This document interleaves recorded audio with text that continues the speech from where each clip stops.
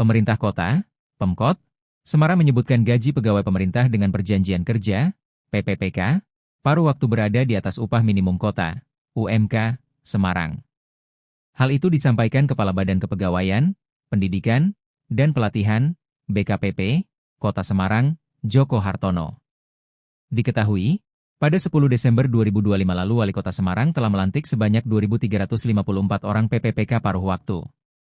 Menurut Joko, PPPK paruh waktu digaji melalui komponen belanja barang dan jasa, dengan besaran yang ditentukan oleh kemampuan masing-masing pemerintah daerah. Joko mengatakan, gaji PPPK paruh waktu di Kota Semarang di atas UMK dan tidak berkurang dari tahun 2025, serta akan mengikuti persentase kenaikan UMK tiap tahunnya.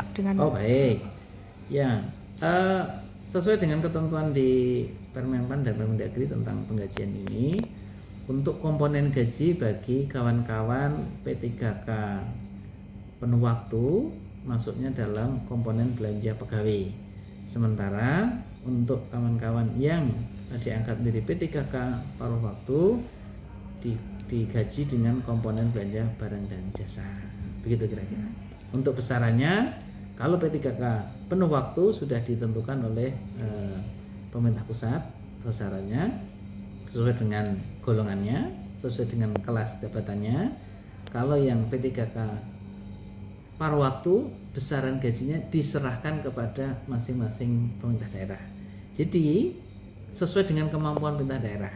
Bisa jadi pemerintah daerah yang mampu untuk menggaji di atas upah minimum kabupaten kota dipersilahkan. Tetapi bagi kabupaten kota yang belum mampu untuk menggaji sesuai dengan upah minimum kabupaten kota juga dipersilahkan dengan konsekuensi tentunya masa kerjanya atau jam kerjanya menyesuaikan dengan penggajiannya begitu. Jadi ini sebuah solusi yang dilahirkan oleh pemerintah pusat untuk menuntaskan non ASN, dalam arti tidak ada lagi namanya non ASN yang bekerja di ASN pemerintah, semuanya diangkat sebagai ASN, namun memperhatikan juga dengan kemampuan keuangan daerah. Untuk Kota Semarang, alhamdulillah 2.354 P3K paruh waktu yang diangkat tahun kemarin, diangkat minggu yang lalu, itu gajinya di atas UMK Kota Semarang. Di atas UMK Kota Semarang dan tidak berkurang dari tahun 2025. Dan insya Allah ketika nanti ada kenaikan UMK, berapa persen nanti ikut kenaikannya juga akan mengikuti kenaikan. Artinya tidak berkurang tapi justru bertambah menyesuaikan dengan UMK di Kota Semarang. Dan itu patut disyukuri, sekali lagi patut disyukuri. Makasih Mbak. Jadi meningkat dibandingkan waktu mereka masih menjadi non ASN gitu ya Pak, kalau untuk posisi sekarang ini?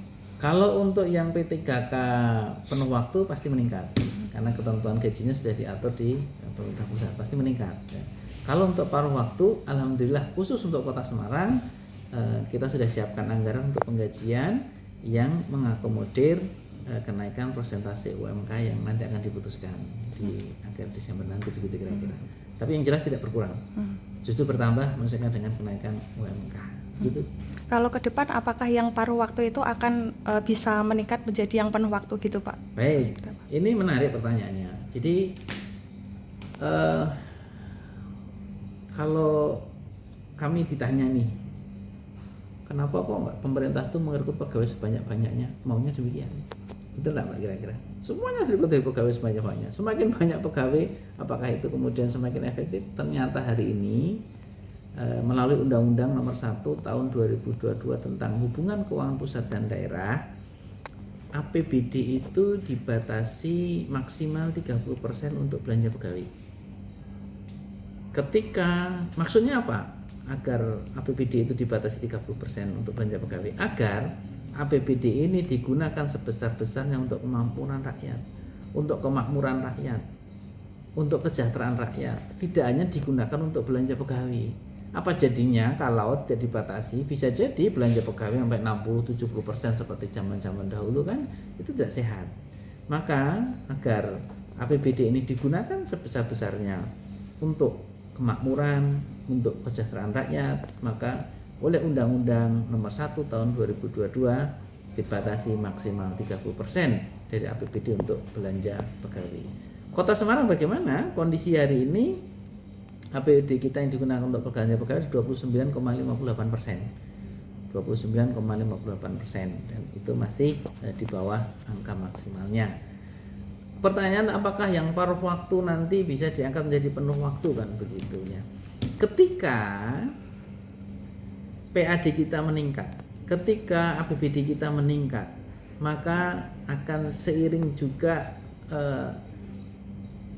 ada peningkatan jumlah rupiah yang bisa digunakan untuk belanja pegawai.